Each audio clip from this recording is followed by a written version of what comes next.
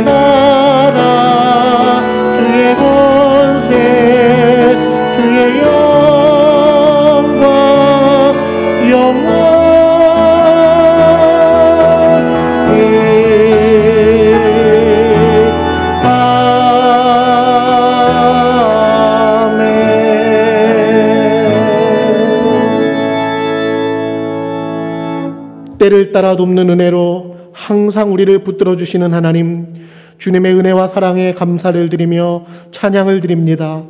어려운 상황 속에서도 오직 하나님만을 의지하게 하시고 주님의 날개 아래 피하게 하시니 감사를 드립니다.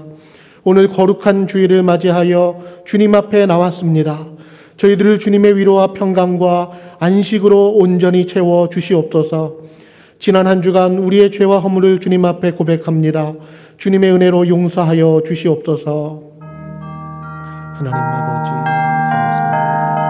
귀한 주일을 우리에게 허락해 주셔서 주님 앞에 나와 하나님을 예배하게 하시니 감사합니다.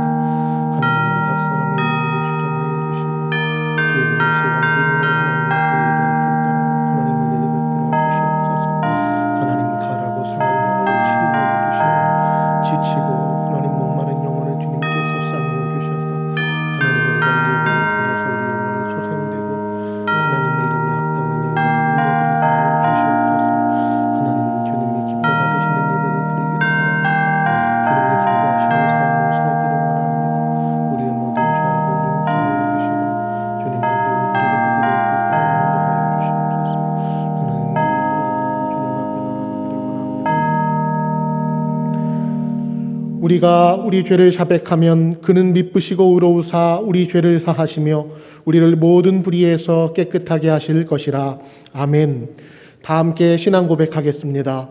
전능하사 천지를 만드신 하나님 아버지를 내가 믿사오며 그 외아들 우리 주 예수 그리스도를 믿사오니 이는 성령으로 잉태하사 동정녀 마리아에게 나시고 본디오 빌라도에게 고난을 받으사 십자가에 못 박혀 죽으시고 장사한 지 사흘 만에 죽은 자 가운데서 다시 살아나시며 하늘에 오르사 전능하신 하나님 우편에 앉아 계시다가 저리로서 산자와 죽은 자를 심판하러 오시리라. 성령을 믿사오며 거룩한 공회와 성도가 서로 교통하는 것과 죄를 사하여 주시는 것과 몸이 다시 사는 것과 영원히 사는 것을 믿사옵나이다. 아멘. 찬송가 9장 찬양하겠습니다.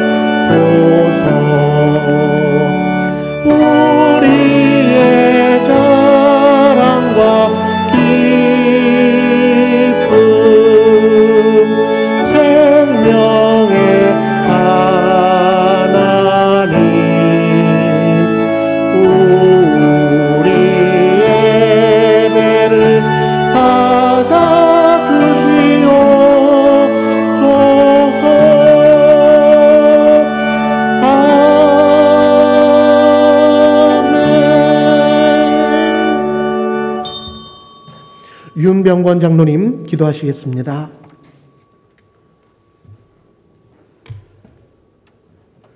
전능하신 하나님 아버지, 존귀와 영광을 하나님께 올려드립니다.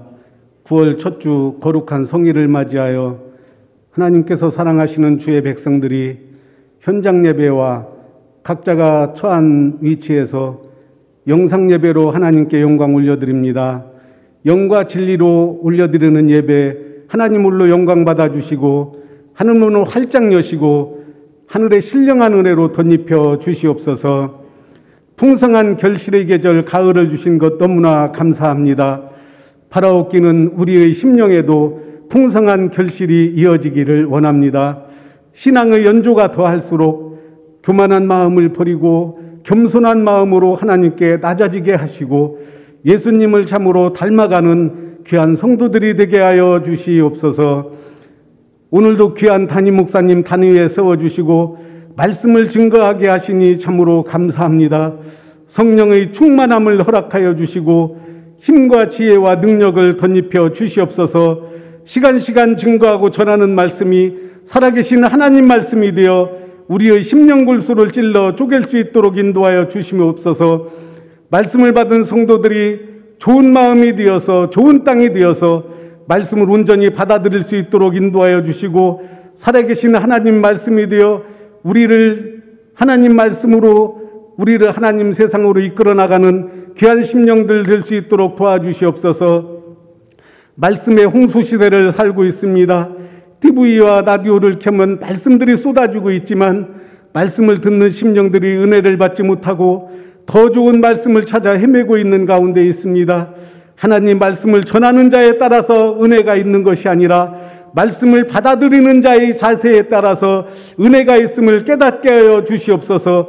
비록 어린아이가 전하는 말씀이라도 그 말씀을 마음속 깊이 받아들이면 고귀한 하나님의 말씀이 되지만 위대한 사도가 전하는 말씀이라도 한 귀로 듣고 흘려버리면 무용지물이 말씀이 될 줄 믿습니다. 하나님 아버지, 우리 애들에게 이러한 믿음을 허락하여 주셔서 말씀을 온전히 받아들여 성장하는 귀한 성도들 되도록 도와주시옵소서. 오늘도 정성원 집사님 세워주시고 아름다운 찬양으로 하나님께 영광 올려드리게 하시니 감사합니다. 하나님께서 홀로 영광 받아주시옵고 집사님의 삶에 참 기쁨과 평안을 허락하여 주시며 날마다 감사가 넘치게 하셔서 그 입술의 찬양이 그치지 않는 복을 허락하여 주시옵소서. 이 나라와 이 민족을 불쌍히 여겨주시고 자비와 긍휼을 베풀어 주시옵소서. 어렵고 힘든 시국을 잘 대처해 나갈 수 있도록 하나님 아버지 위정자들에게 지혜와 능력을 허락하여 주시옵소서. 당리당략과 사리사욕에 빠져 세월을 허송하지 않게 하시고 머리를 맞대어 나라와 민족을 위해서 일하는 위대한 인물들 되게 하여 주시옵소서. 우리나라의 곳곳에 간디와 같은 위대한 인물이 탄생하게 하여 주시옵소서. 앞으로 이 나라를 잘 다스려 나가 참으로 우리 대한민국이 세계 속에 우뚝 솟는 나라로 세워질 수 있도록 인도하여 주시옵소서. 코로나 바이러스의 종식을 위해서 기도합니다. 하나님 아버지, 백신이 접종되면 코로나가 종식될 줄 알았는데 백신 접종 이전보다 확진자가 증가하고 연일 아버지 변이 바이러스가 출현하여 눈산 땅에도 거리두기 4단계가 적용되고 있습니다. 예배와 성도들 간의 교제가 제한되고 있습니다. 하나님, 인간의 힘이 다하는 날이 우리 하나님께서 역사를 시작하는 날인 줄 믿습니다. 우리의 힘이 다하여 싸우니 하나님께서 이제 역사하셔서 이 코로나 바이러스를 물리쳐 주시옵소서. 비록 무화과 나무가 무성치 못하고 포도나무에 열매가 없으며 감람나무에 소출이 없으며 밭에 식물이 없으며 우리의 양이 없으며 외양간에 소가 없을지라도 나는 여호와를 인하여 즐거워하며 나의 구원의 하나님을 인하여 기뻐하리로다 고백한 우리 하박국 선지자처럼 우리들이 코로나 바이러스로 인하여 힘들고 어렵고 또 갖가지 질병과 환난으로 시달리고 있을지라도 결코 낭망하거나 좌절하지 아니하고 여호와를 인하여 즐거워하며 나의 구원의 하나님을 인하여 기뻐하는 우리 모든 성도들 될 수 있도록 지켜주옵소서. 우리 교회학교 2세들을 축복합니다. 미지의 세계가 결코 녹록한 시대가 아닐 것입니다. 아무것도 알 수 없고 더욱더 예상치 못한 것들이 다가오는 시대가 될 것인데 하나님께서 친히 이정표와 하나님께서 나침판이 되어주셔서 이들의 앞길을 친히 인도해 주시고 이들이 나아갈 바를 제시해 주시기를 간절히 빌고 원합니다. 교회 학교를 지도해 나가는 선생님들에게 지혜와 능력을 주셔서 잘 감당해내도록 도와주시옵소서. 이 어린아이들이 앞으로 성장해서 어떤 사람으로 변화될지 모릅니다. 많은 사람들이 어릴 때 선생님으로부터 영향을 받아 인생이 변했다고 고백하는 것을 봅니다. 그만큼 교사의 역할의 중요함을 깨닫게 합니다. 하나님 아버지, 우리 교사들에게 지혜와 능력을 주시옵소서. 자신의 자녀처럼 정말 정성을 다하여 이들을 하나님 말씀으로 양육하는 우리 교사들 될 수 있도록 인도하여 주시옵소서. 하나님 아버지, 이 가을 사색의 계절에 우리가 하나님께 진지한 기도를 드리기를 원합니다. 기도가 모든 문제를 해결하는 열쇠임을 깨닫고 하나님께 진심 어린 기도를 올려드릴 수 있도록 인도하여 주시옵소서. 그저 쓰러져 있을 것이 아니라 그런 시간에 하나님께 기도함으로 모든 문제를 해결받는 우리 귀한 심령들 될 수 있도록 도와주시옵소서. 오늘도 교회 곳곳에서 헌신하고 봉사하는 손길들 하나님께서 기쁨과 평안을 허락하여 주시고 감사가 넘치는 삶을 허락하여 주시옵소서. 그래서 지속적으로 봉사가 끊임없이 이어질 수 있도록 인도해 주시옵소서. 존귀하신 예수 그리스도의 이름으로 기도 올리옵나이다. 아멘.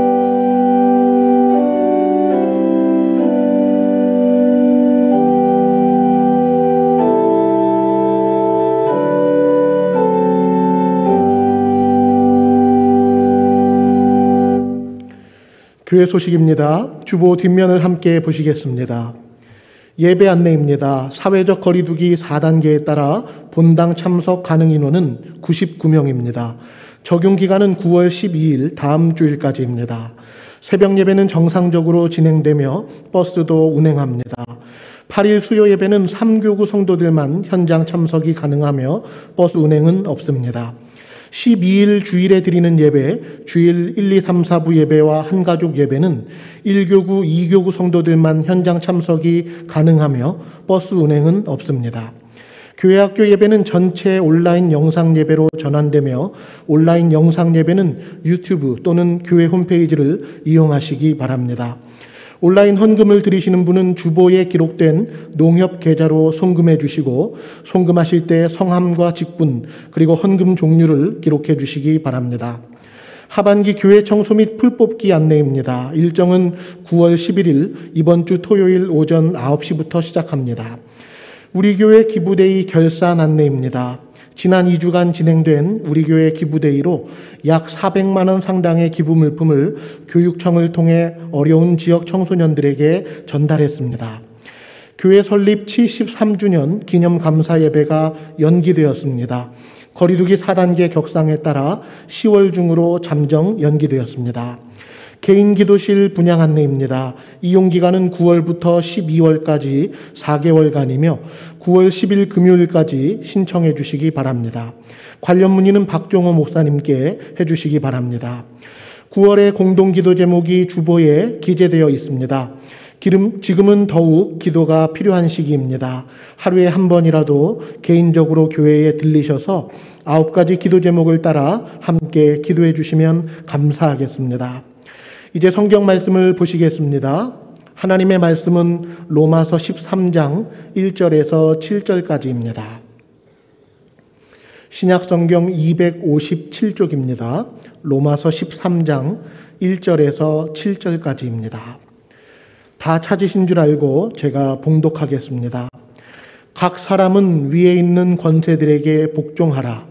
권세는 하나님으로부터 나지 않음이 없나니 모든 권세는 다 하나님께서 정하신 바라. 그러므로 권세를 거스르는 자는 하나님의 명을 거스름이니 거스르는 자들은 심판을 자취하리라. 다스리는 자들은 선한 일에 대하여 두려움이 되지 않고 악한 일에 대하여 되나니 네가 권세를 두려워하지 아니하려느냐? 선을 행하라. 그리하면 그에게 칭찬을 받으리라. 그는 하나님의 사역자가 되어 내게 선을 베푸는 자니라. 그러나 네가 악을 행하거든 두려워하라. 그가 공연히 칼을 가지지 아니하였으니 곧 하나님의 사역자가 되어 악을 행하는 자에게 진노하심을 따라 보응하는 자니라. 그러므로 복종하지 아니할 수 없으니 진노 때문에 할 것이 아니라 양심을 따라 할 것이라. 너희가 조세를 바치는 것도 이로 말미암음이라. 그들이 하나님의 일꾼이 되어 바로 이 일에 항상 힘쓰느니라. 모든 자에게 줄 것을 주되 조세를 받을 자에게 조세를 바치고 관세를 받을 자에게 관세를 바치고 두려워할 자를 두려워하며 존경할 자를 존경하라. 아멘. 정성원 집사님의 찬양으로 하나님께 영광 돌린 후에 담임 목사님께서 권세들에게 복종하라 라는 제목으로 말씀 전해 주시겠습니다.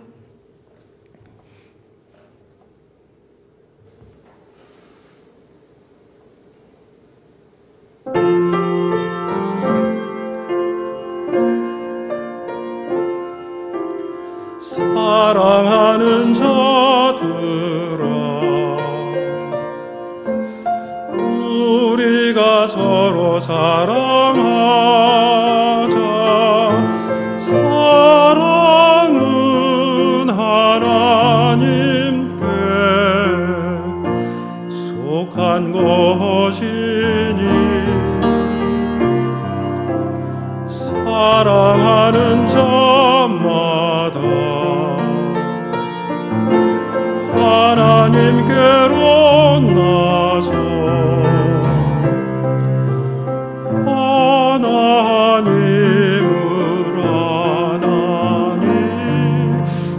하나님은 사랑이시라.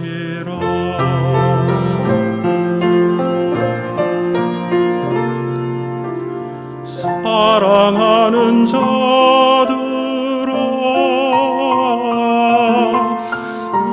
우리가 서로 사랑하자. 사랑은 하나님께 속한 것이니 사랑하는 자마다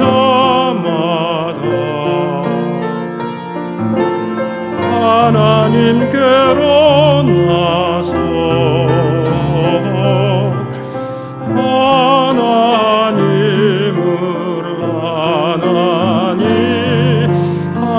하나님은 사랑이시라. 사랑은 여기 있으니 우리가 하나님을 사랑한 것 아니요 하나님이 우리를 사랑하사 우리 죄인하여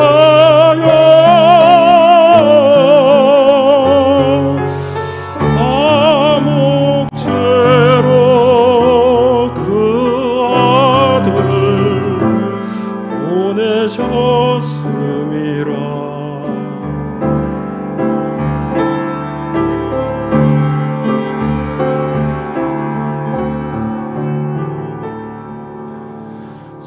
사랑하는 자들아, 우리가 서로 사랑하자. 사랑은 하나님께 속한 것이니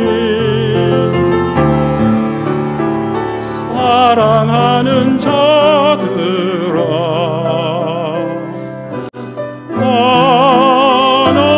하나님이 이같이 우리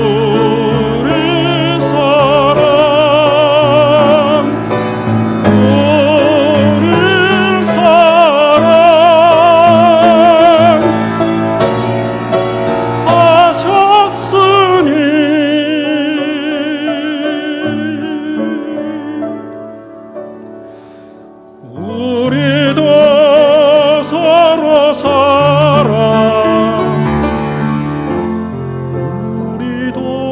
서로 사랑하는 것이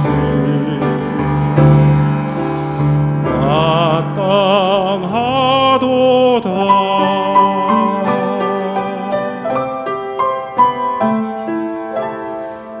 사랑하는 자들아,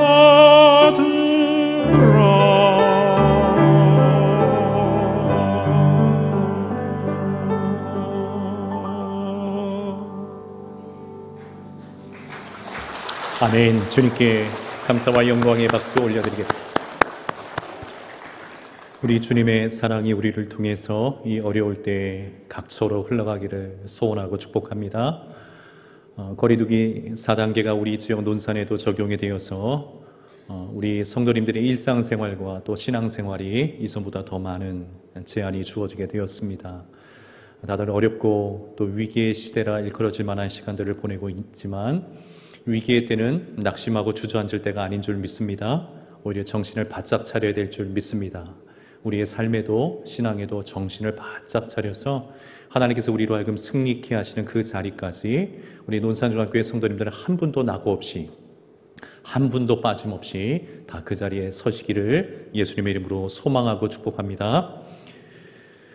우리가 어떤 사람을 보고 저 사람은 참 성숙한 사람이다 이렇게 말을 한다면 우리가 생각하는 성숙하다의 기준은 무엇이겠습니까? 우리는 무엇을 보고 그 사람이 성숙한 사람인지를 알게 되는 것일까요? 어떤 사람이 수백 권, 수천 권의 책을 읽고 또 공부도 많이 하고 학위라는 것도 여러 개 가지고 있다고 해서 우리는 그 사람을 일컬어서 성숙한 사람이라 말하지 않습니다. 수많은 자격증을 취득했고 그리고 대단한 남이 따라할 수 없는 그런 기술을 연마해서 결국에는 좋은 직장에 취직했다고 해도 그것으로 인해서 그 사람이 참 성숙한 사람이다 이야기하지 않습니다. 오랜 기간 끈기 있게 운동을 해서 남다른 신체 능력을 가지게 되신 분들에 대해서도 그것으로 인해서 저분은 참 성숙한 분이야 말하지 않습니다. 우리가 누군가에 대해서 성숙한 사람이라고 말할 때에는 그 사람이 다른 사람과 맺는 인격적인 관계를 보고 그렇게 이야기를 하는 겁니다. 다른 사람을 대하는 그의 마음과 태도가 이전과는 달리 매우 건강하고 좋아졌다면, 그리고 착해졌고 또 지혜로워졌다면, 그리고 더 나아가서 겸손하고 그 사람에 대한 존중감을 깊이 느낄 수 있다면 우리는 그 사람이 이전보다 성숙했다라고 이야기를 할 수 있을 겁니다. 성숙은 개인의 자질이나 어떤 특정한 능력의 문제이기보다는 다른 사람과의 관계를 통해서 드러나는 것이기 때문에 그렇습니다. 신앙 인격도 마찬가지입니다. 신앙 인격도 마찬가지여서 신앙생활에 성숙한 그 신앙 인격이라고 하는 것은 그가 가지고 있는 특별한 능력이나 재능을 통해서 나타나는 것이 아니라 이 역시도 다른 사람들과의 관계를 통해서 드러나기 마련입니다. 다양한 종류의 주변의 여러 많은 사람들과의 관계에 있어서 얼마나 하나님의 말씀대로 그 사람들을 대하고 있는가 하는 것에서 그의 신앙 인격의 성숙이라는 것을 엿볼 수가 있는 겁니다. 우리가 주일마다 계속 살펴보고 있는 그리스도인의 새 생활이라고 하는 것 역시 예수님을 믿고 난 이후에 나에게 있었던 어떤 개인의 능력에 변화가 일어나는 것을 말하기보다는 다른 이들과의 관계에 나타나는 변화, 그것을 말씀하고 있는 겁니다. 나를 구원해 주신 예수님 까닭에, 그리고 예수님께서 나에게 주신 복음과 하나님의 그 말씀 까닭에 사람들을 대하는 우리의 태도와 관계에 변화가 일어나기 시작하는 것을 로마서 12장부터 말씀해주고 있는 겁니다. 그래서 로마서 12장에서 가장 먼저는 누구의 관계에 대해서 말씀을 해주셨습니까? 하나님과의 관계에 대해서, 하나님과의 관계가 어떠해야 하는지에 대해서 영적 예배라는 측면으로 말씀을 해주셨습니다. 두 번째는 그리스도의 몸으로 교회 안에서 한 몸을 이루고 있는 우리 성도들 간에는 어떤 관계가 되어야 하는지에 대해서도 말씀해 주셨습니다. 그리고 나서는 세상 속에서 우리가 일상을 함께 나누고 있는 세상 사람들과의 관계 어떠해야 되는지, 특별히 우리에게 있어서 원수와 같이 여겨지는 그런 사람들에 대해서는 어떤 마음을 가지고 그들을 대해야 하며 그들과 어떤 관계를 이루어야 되는지에 대해서도 말씀해 주셨습니다. 자, 그리스도인의 새 생활은 복음 안에서 하나님께뿐만 아니라 다른 내 주변에 있는 여러 사람들과의 관계의 변화로 나타나고 있음을 로마서 12장은 말씀해주고 계신 겁니다. 그러므로 우리가 그리스도인으로서 진정한 새로운 생활을 경험하기를 원한다면 정말 이전보다도 성숙한 그리스도인이 되고자 한다면 우리는 내가 지금 맺고 있는 여러 관계들을 살필 필요가 있습니다. 그리고 하나님의 말씀이 그 관계 속에 적용되도록 은혜 안에서 힘써야 하는 것이 우리의 본분이 되는 것입니다. 언제나 가장 은혜로운 길은, 그리고 가장 성숙한 길은 나의 감정을 따라가는 것이 아니죠. 내가 몇 마디 배운 지식을 따라가는 것도 아니고 이 세상의 시류나 유행을 따라가는 것도 아니라 하나님의 말씀을 따라가는 것인 줄 믿습니다. 무슨 일이 있어도 하나님의 말씀을 따라갈 때 그 자리에는 주께서 우리에게 허용해 주시는 성숙의 역사가 있는 줄 믿습니다. 저와 여러분이 맺고 있는 모든 관계 속에 하나님의 말씀이 임하시기를 예수님의 이름으로 축원합니다. 자, 그리고 이제 오늘 본문을 통해서 세상 속에서 살아가고 있는 우리 그리스도인들에게 매우 중요하면서도 또 굉장히 어려운 또 다른 한 가지의 관계에 대해서 말씀을 해주고 계십니다. 바로 이 세상에서 권세를 가지고 있는 이들과의 관계입니다. 조금 더 구체적으로 말씀을 드린다면 이 세상의 권력자들 또는 위정자들과의 관계에 대해서 말씀을 해주고 계신 겁니다. 우리는 하나님을 우리의 아버지로 고백을 하죠. 그리고 창조주로 또 구원자로 고백을 하면서 더 나아가서는 하나님만이 우리의 왕이십니다 고백합니다. 우리의 왕이실 뿐만 아니라 모든 것의 왕이 되십니다. 이 신앙 고백을 하지요.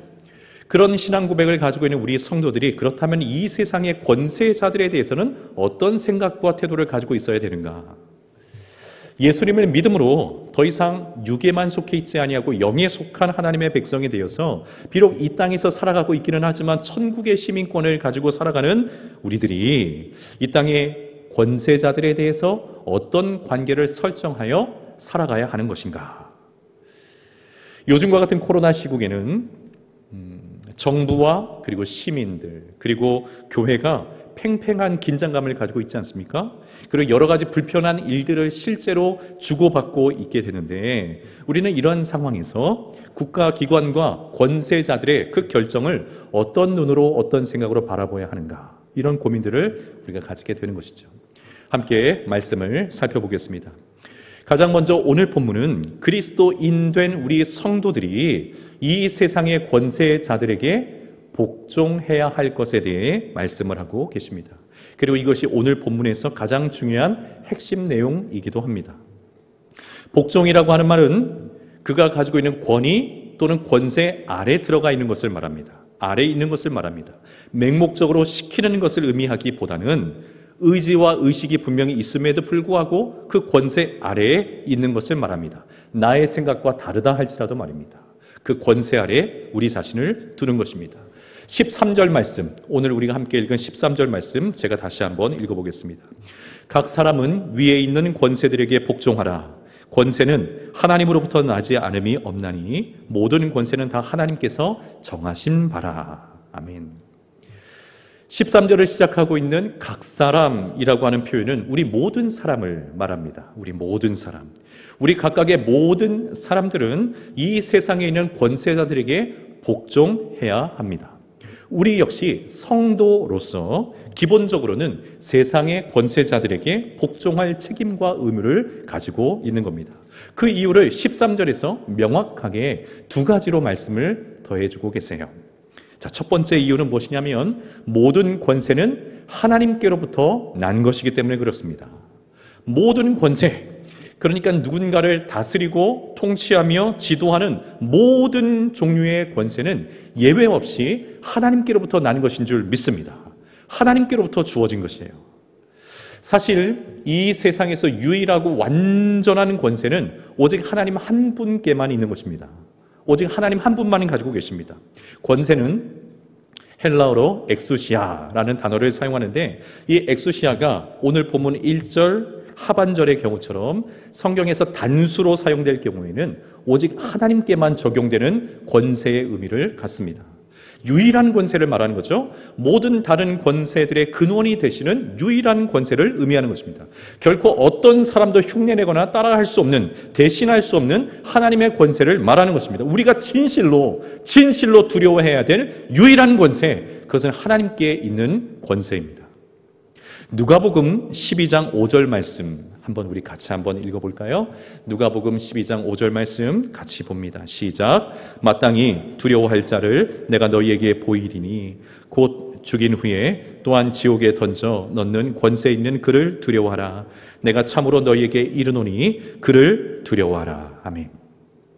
누가복음 12장 5절에서도 엑수시아는 단수로 쓰여지고 있는데 하나님께만 해당되는 권세를 말하는 것입니다. 누군가를 지옥에 보내실 수 있는 권세를 가지신 분, 만물과 만유와 만민을 지금도 살아계셔서 주관하시는 권세를 가지고 계신 분, 누구에 대해서든지 무엇에 대해서든지 그것에 대한 최종적인 결정을 내리실 수 있는 분, 우리가 진실로 두려워해야 할 그 유일한 권세를 가지신 분은 누구이십니까? 오직 하나님 한 분뿐이신 줄 믿습니다. 하나님만이 그 권세를 가지고 계세요. 이 최종적이고 유일한 하나님의 권세로부터 이 세상의 모든 권세들이 나오게 된 것입니다.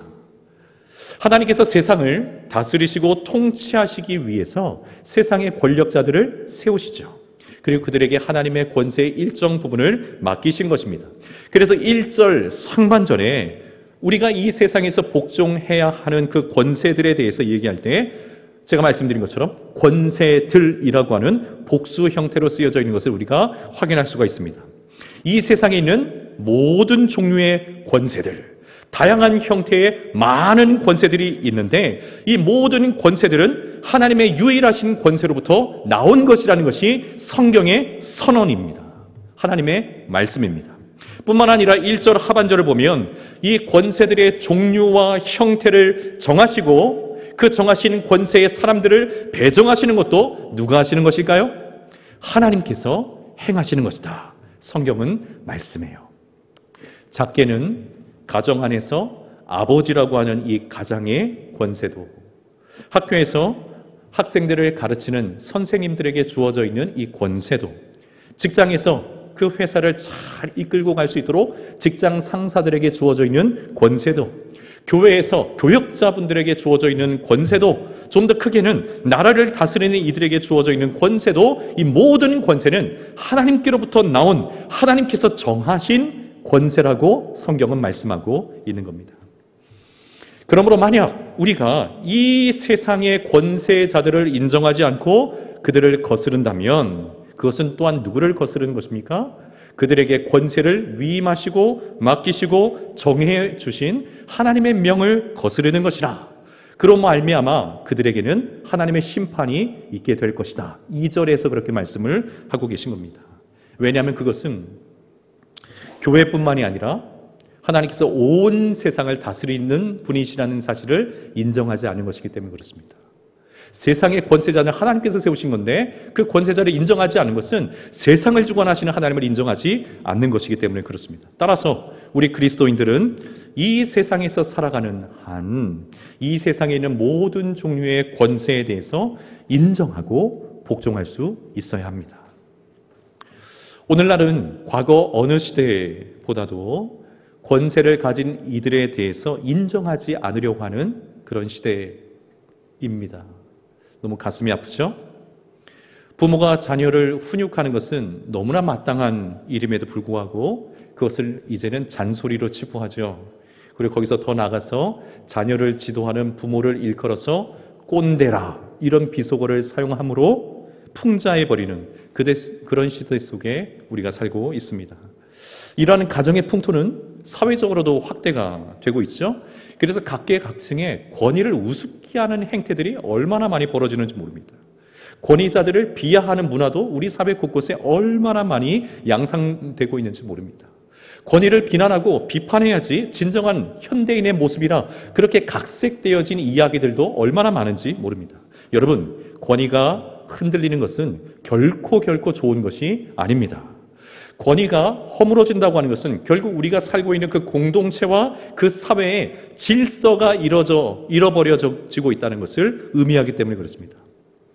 여러분, 우리가 알고 있듯이 권위주의는 배격하는 것이 마땅합니다. 권위주의는 배격해야 할 것입니다. 왜냐하면 권위는 하나님께서 잘 섬기도록 하나님께서 위임해 주신 것이죠.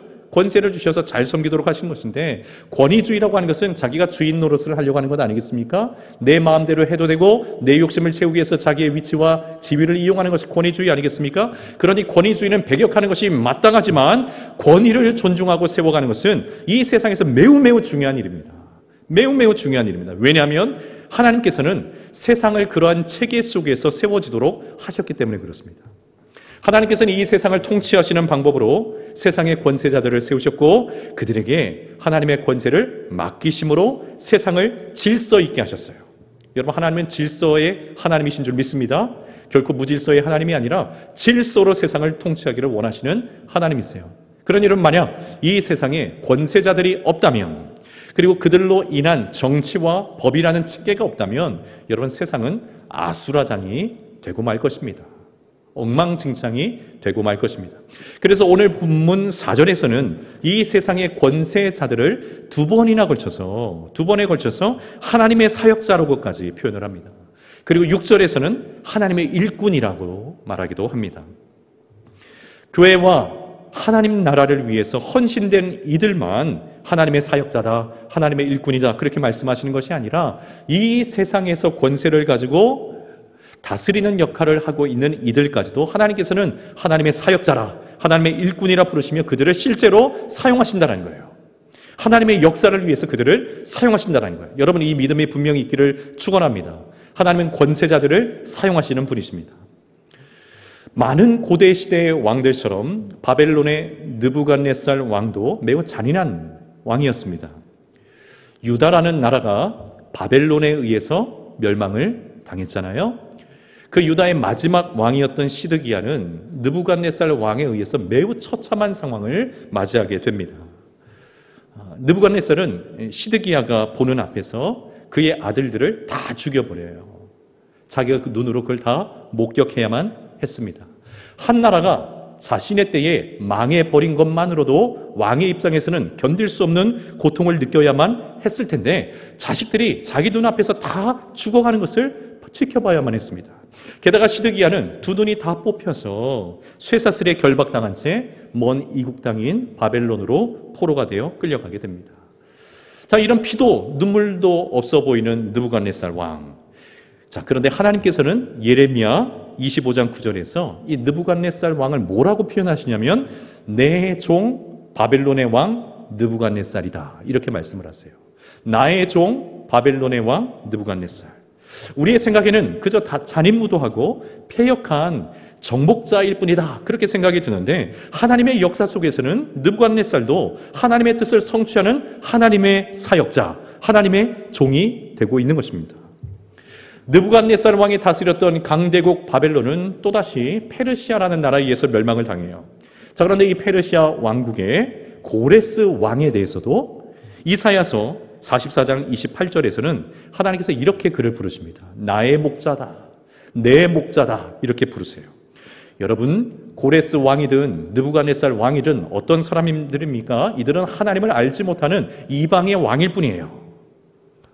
다른 나라를 피비린내 나는 전투를 통해서 정복시켜버린 그런 무시무시한 왕일 뿐입니다. 자신의 성정을 따라서, 통치의 이념을 따라서 그렇게 국가를 운영했을 이방인 왕일 뿐입니다.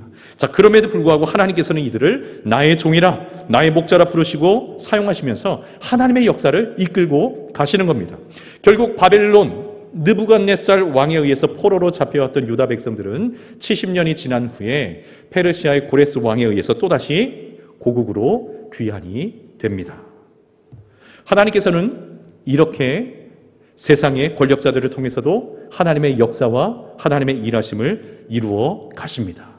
분명히 이루어 가십니다. 그러므로 우리는 모든 권세자들의 권세가 하나님께로부터 주어진 것임을 인정해야 해요. 그리고 그 권세에 복종함을 통해서 하나님의 역사와 통치를 또한 인정하고 그 역사하심과 통치에 우리 자신도 동참하고자 하는 기본적인 마음과 태도, 그 믿음을 우리는 가지고 있어야 됩니다.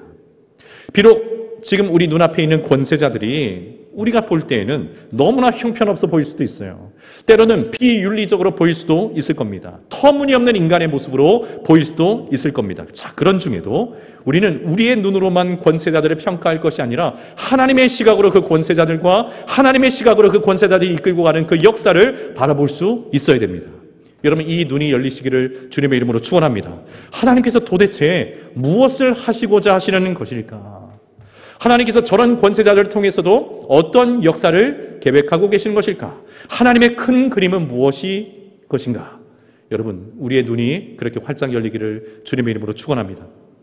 그런 측면에서 오늘 본문의 1절 말씀은 세상 속에서 살아가야 하는 우리 그리스도인들에게 너무나 중요한 말씀이 아닐 수가 없어요. 너무나 중요한 말씀이 아닐 수가 없습니다. 이미 말씀드린 것처럼 하나님을 우리의 왕으로 모시고 있고 우리의 왕이실 뿐만 아니라 만유의 왕으로 신앙 고백하고 있는 성도들의 입장에서 보면 자칫 세상의 권력자들, 세상의 그 권세에 대해서 저항 일변도로 생각할 수도 있기 때문에 그렇습니다.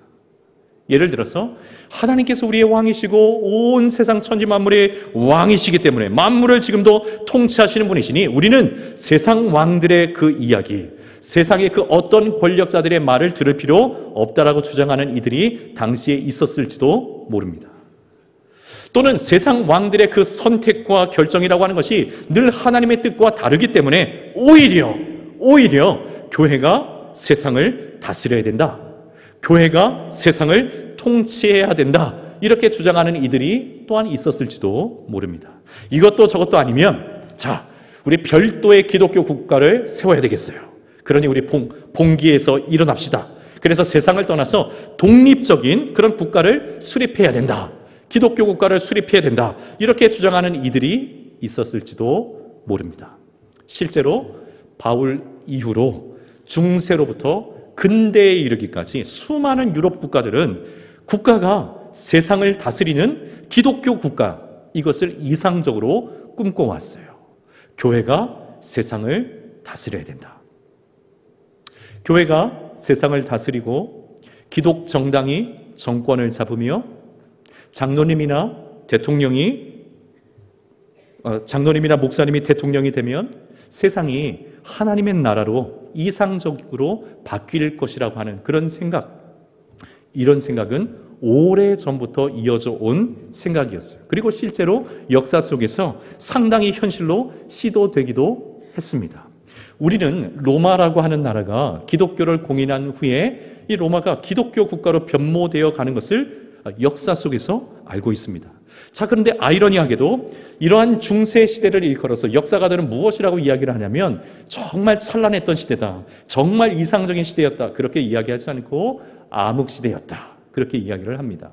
암흑시대. 이유는 무엇입니까?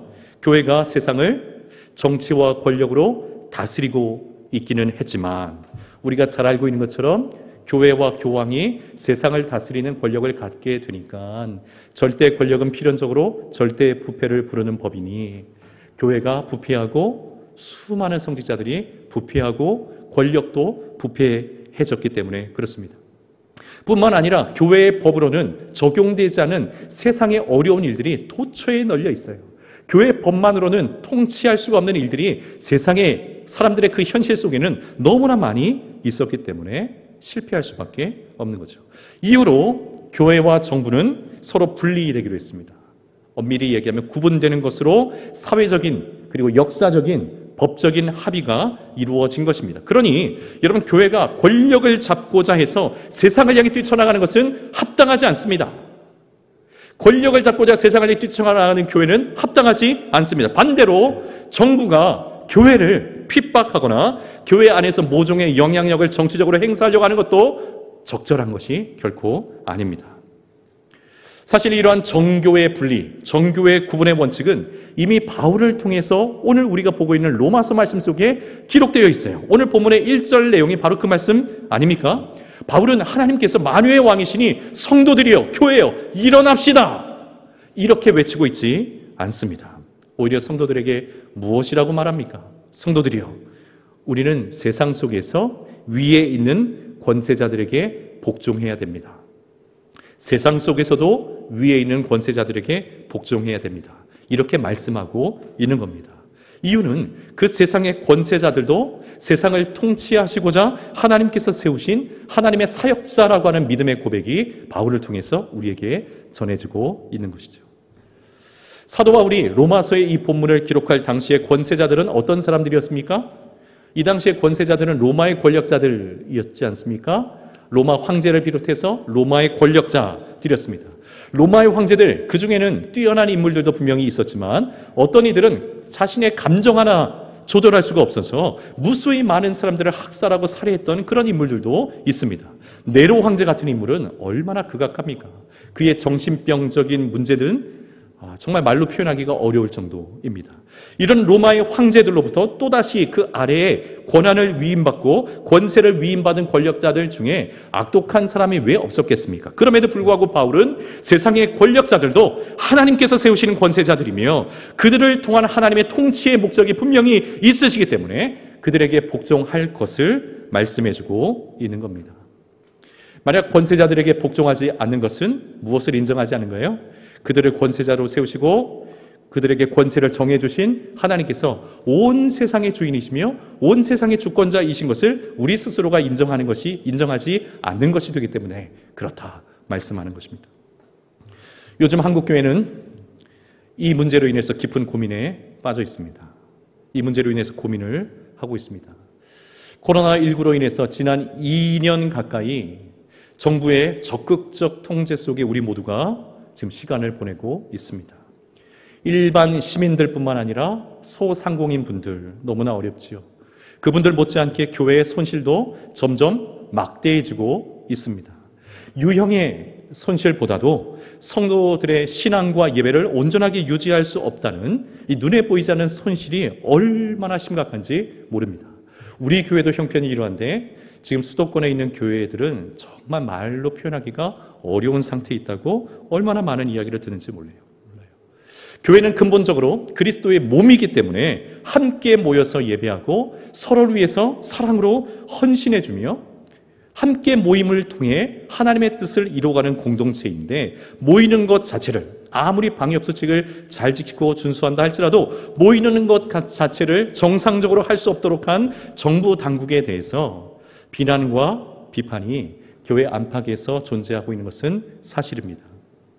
각 교회들마다 상황과 처지가 다 다름에도 불구하고 그 규모와 상황들을 세밀하게 고려하지 않고 일방적으로 획일적으로 방침을 정해버리는 처사에 대해서도 비판의 여지가 분명히 남아 있습니다. 자, 그렇지만 이러한 상황 중에도 우리 그리스도인들은 기본적으로 정부와 방역 당국의 권세를 가진 이들의 그 결정을 인정하고 따라주어야 됩니다. 그것이 교회뿐만이 아니라 모든 권세의 주인 되시는 하나님을 경외하는 것이고 하나님의 그 통치를 인정하는 것이기 때문에 그렇습니다. 만약 권세자들의 그 결정, 방침이 전혀 합당한 것이 아니다라고 생각이 된다면 우리는 선거를 통해서 우리의 의사를 적극적으로 표현해야 됩니다. 그리고 하나님께서는 이것을 통해서 권세자들의 그 권세를 유지시켜 주시거나 또는 그 권세를 빼앗으시든지 하실 것입니다. 그때까지 우리는 권세자들의 그 권세를 존중하고 인정해 줄 수 있어야 됩니다. 사랑하는 여러분, 성숙한 그리스도인으로 서시기를 주님의 이름으로 축복합니다. 자, 그런데 마지막으로 여기서 우리는 필연적으로 깊은 고민을 한 가지 할 수밖에 없어요. 그 깊은 고민, 우리 모든 성도들이 공감하고 또 느끼고 있는 고민일 것입니다. 정말 나쁘고 악한 권세자들의 그 권세에도 무조건 복종해야 되는 것입니까? 무조건 따라야 되는 것입니까? 하는 문제입니다. 가정에서 가장이 지독하게도 가족들의 그 신앙과 일상생활을 괴롭혀요. 너무 핍박해요. 수시로 정도 이상의 폭력을 정기적으로 행사를 합니다. 가장으로서의 그 책임과 그 의무를 성실하게 수행하지 못할 때에도 가장에게 복종해야 하는가? 이런 문제에 고민하게 되는 것입니다. 직장에서 직장 상사가 수시로 갑질 행세를 합니다. 언어 폭력이 일상적이에요. 얼마나 고통스러운지 모릅니다.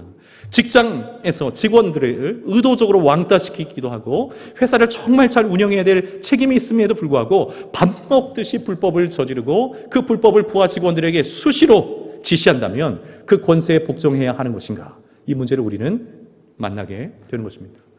국가 권력이 가지고 있는 그 정치의 형태나 그 철학이 무엇이든지 간에 그것은 둘째치고 국가 권력이 국민의 생활을 위협하고 그 안전을 위협하고 있다면, 부정부패에 몰입되어 있고 자신들의 이권만을 위해서 그렇게 몰입되어 권력을 위태롭게 악용하고 있다면 그런 국가 권력과 권세들에 대해서 우리는 복종해야 하는가? 이 문제가 반드시 생기게 됩니다.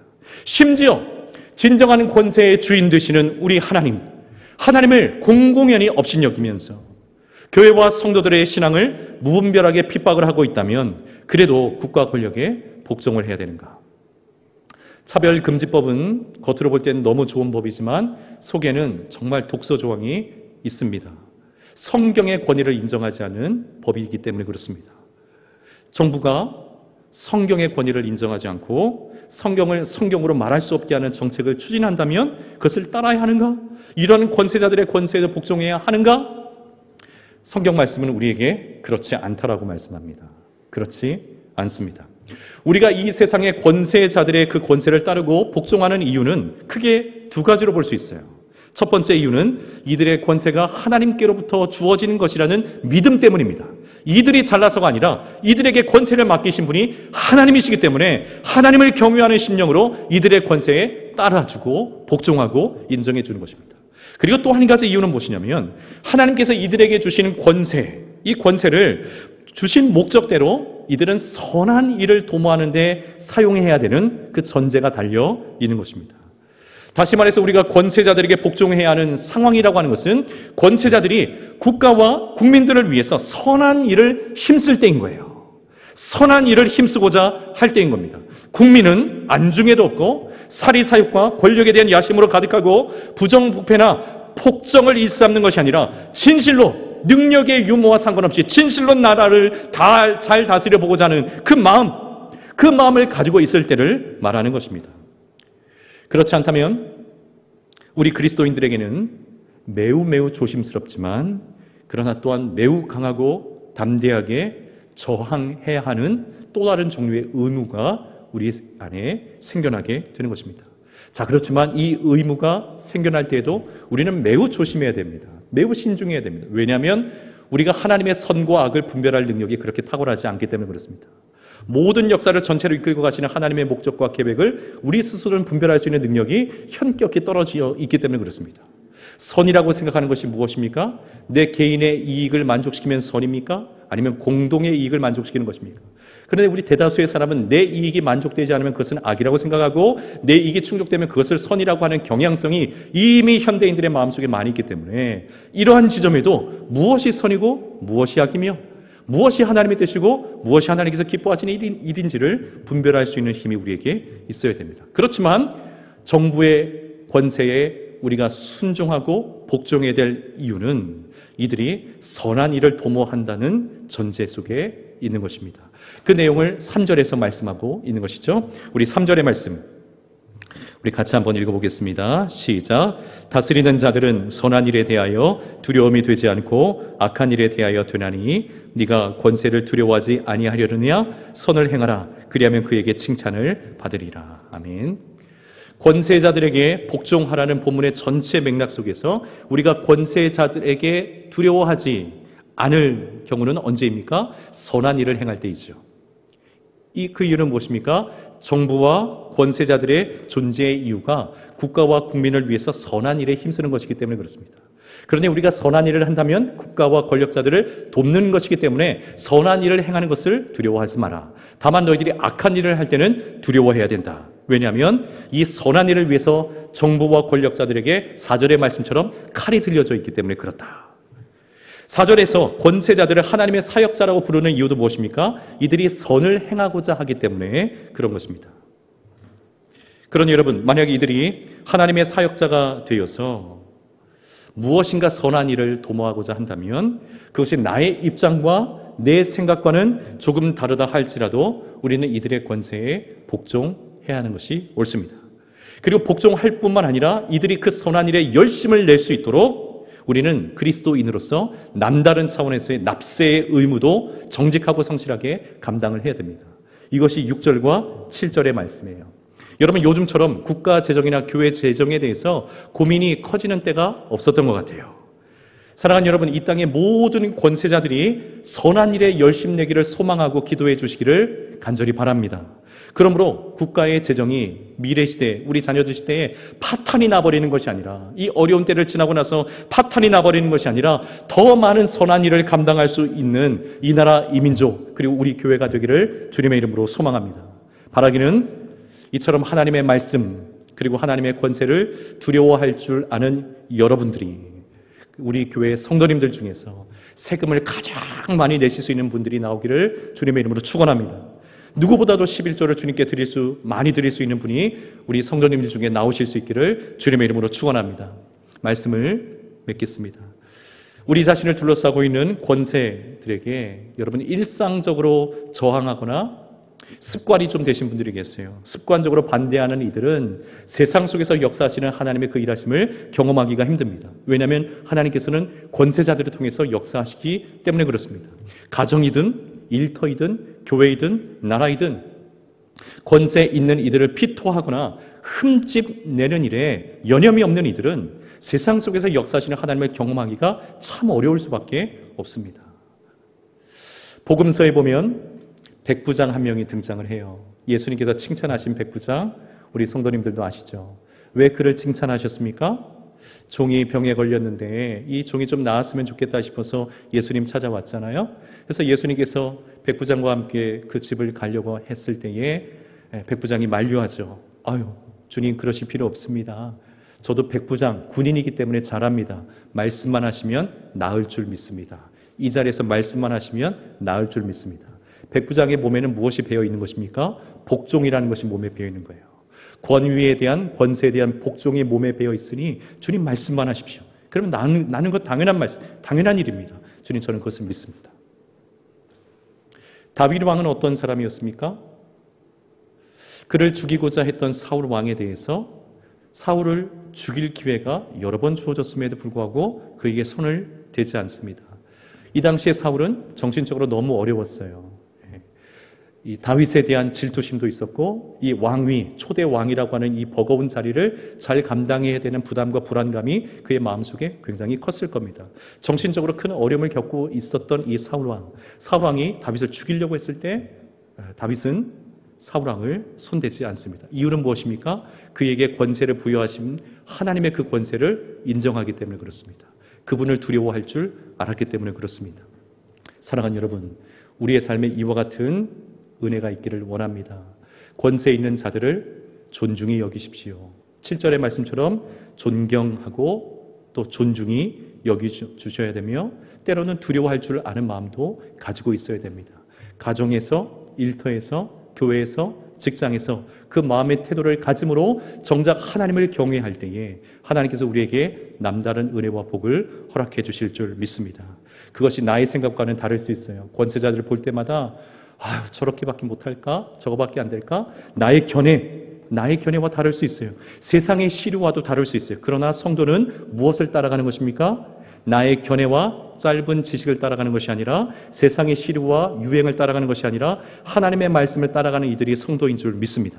하나님의 말씀이 그렇게 말씀하시니 우리는 그 말씀을 따라가는 것입니다. 그것이 세상 속에서 살아가는 그리스도인의 새 생활의 핵심입니다. 말씀을 따라가는 것입니다. 말씀을 따라가는 우리 모든 성도님들 되시기를 축복합니다. 제가 기도하겠습니다. 사랑의 하나님 아버지, 감사합니다. 오늘도 거룩한 주일 우리에게 허락하시고 말씀 앞에 우리를 서게 하시니 감사합니다. 세상의 권세자들이 스스로 권세를 가진 것이 아니라 하나님께서 권세를 위임해 주신 것을 말씀을 통하여 깨닫는 눈을 우리에게 허락하여 주시옵소서.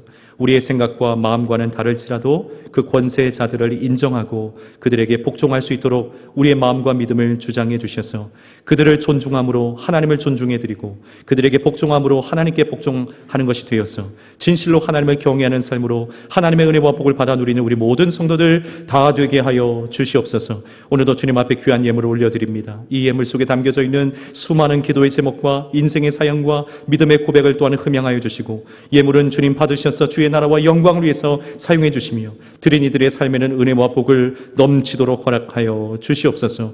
오늘도 주님의 몸된 교회를 섬기는 주의 종들에게 은혜와 복을 허락하여 주시고 남다른 은혜의 주인공이 되게 하시며 수술을 앞두고 있고 특별히 환우들 우리 주님 기억하여 주셔서 저들의 눈의 눈물을 닦아주시고 하나님 연약한 중에도 주님께서 함께 하심을 굳게 믿고 주께서 치료해 주시고 회복시켜 주시는 놀라운 삶의 그 자리까지 다 나아갈 수 있도록 은혜를 베풀어 주시옵소서. 주님 함께 하심을 감사드리고 예수님 이름으로 축복하며 기도드리옵나이다. 아멘. 자리에서 일어나셔서 430장 찬송하겠습니다.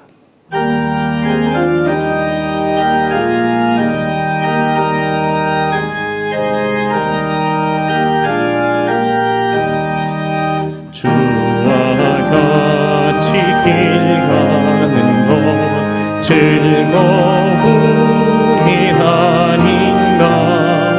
우리 주님 걸어가신 발자취를 밟겠네. 한 걸음 주 예수와 함께 날마다 우리 걸어가리.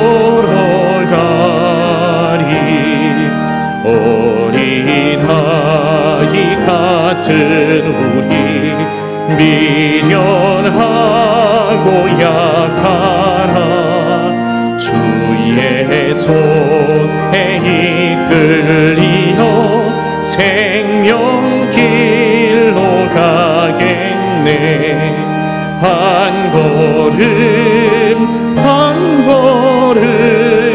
주 예수와 함께 날마다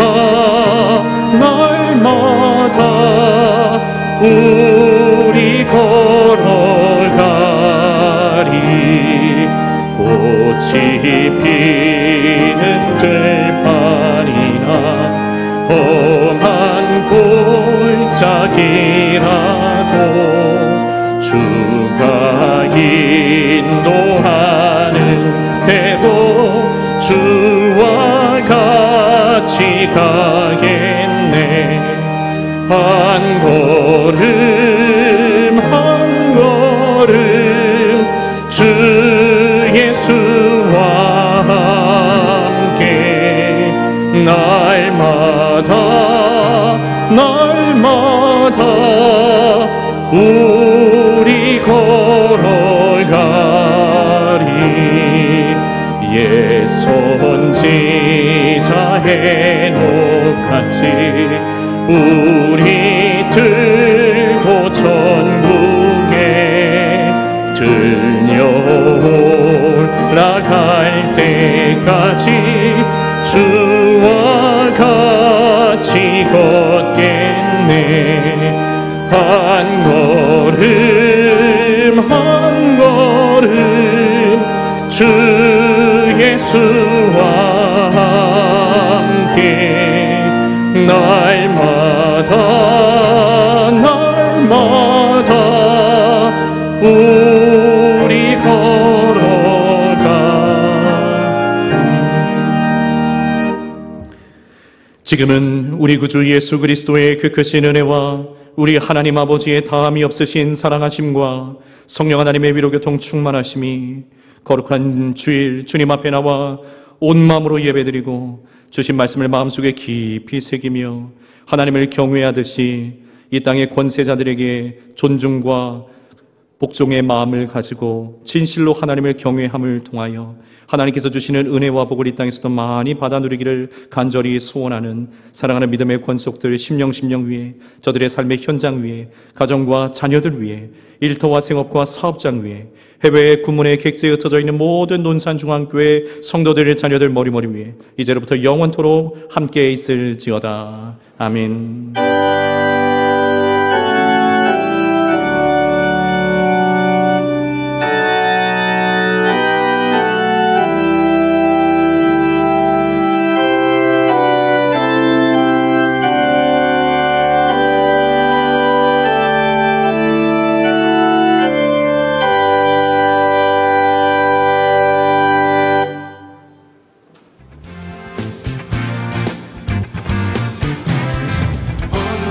삶을